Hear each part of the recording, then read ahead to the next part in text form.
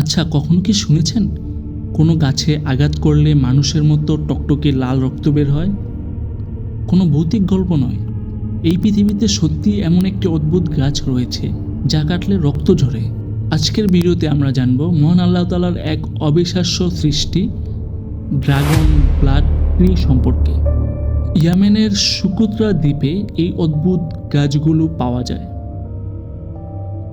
এদের গঠন দেখতে একদম একটি উল্টোনো ছাতার মতো, কিন্তু সবচেয়ে অবাক করা বিষয় হলো যখনই এই গাছের ডালে বা কাণ্ডে আঘাত করা হয় তখন সেখান থেকে ঘন লাল রঙের এক ধরনের রস বা আঠা বের হতে থাকে।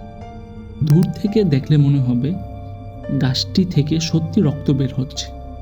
প্রাচীনকালের মানুষরা বিশ্বাস করত এটি আসলে ড্রাগনের রক্ত এবং এর জাদুকরী ক্ষমতা আছে।